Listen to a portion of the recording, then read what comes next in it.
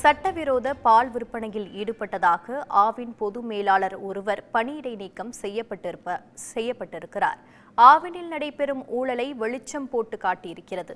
இது குறித்து விவரிக்கிறது இந்த செய்தி தொகுப்பு. அரசு துறை நிறுவனமான ஆவினின் செயல்பாடு நாளுக்கு நாள் பின்தங்கி போய்க் கொண்டிருப்பதாக ஆவினின் முகவர்களே அங்கலாய்த்துக் கொண்டிருக்கிறார்கள்.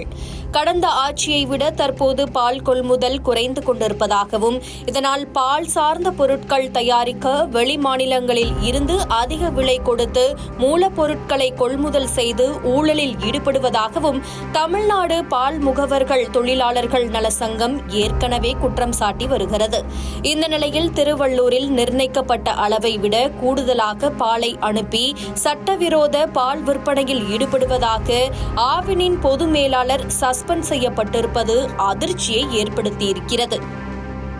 திருவள்ளூரை அடுத்த காக்கலூரில் உள்ள ஆவின் பால் பண்ணையில் இருந்து நாள் ஒன்றுக்கு 90,000 லிட்டர் பால் பொதுமக்களின் பயன்பாட்டிற்காக அனுப்பி வைக்கப்படுகிறது.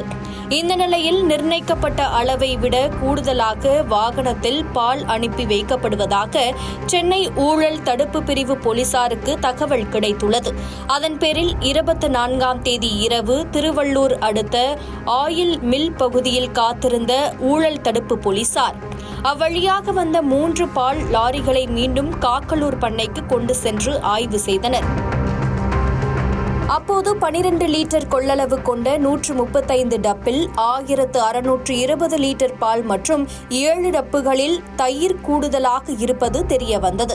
இதுகுறித்து ஊழல் தடுப்பு பிரிவு டிஎஸ்பி சத்யசீலன் மேற்கொண்ட விசாரணையில் ஒரு லாரிக்கு எவ்வளவு டப்புகளை அனுப்ப வேண்டும் என்னும் செக்லிஸ்ட் அதிகாரிகளிடம் இருந்ததும் அவர்கள் அதனை வழங்காததால் ஒப்பந்த பணியாளர்கள் எந்த விவரங்களும் இன்றி லாரிகளில் ஏற்றி அனுப்பியதும் தெரியவந்தது.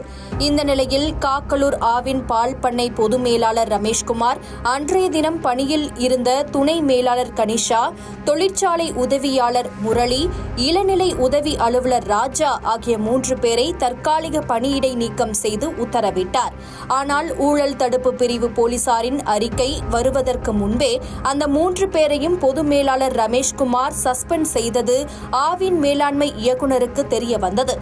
இதனையடுத்து நாள்தோறும் நடைபெறும் இந்த நூதன திருட்டு சம்பவத்திற்கு பொது மேலாளர் ரமேஷ்குமாரே பொறுப்பாக இருக்கக்கூடும் என்பதாலும், ஊழல் தடுப்பு பிரிவு போலீசாரின் அறிக்கைக்கு முன்பே தன்னை காப்பாற்றிக் கொள்ள இந்த 3 பேரையும் சஸ்பெண்ட் செய்திருக்கக்கூடும் என்பதாலும் ஆவின் மேலாண்மை இயக்குநர் வினித் காக்கலூர் பொது மேலாளர் ரமேஷ்குமாரை சஸ்பெண்ட் செய்து உத்தரவிட்டுள்ளார்.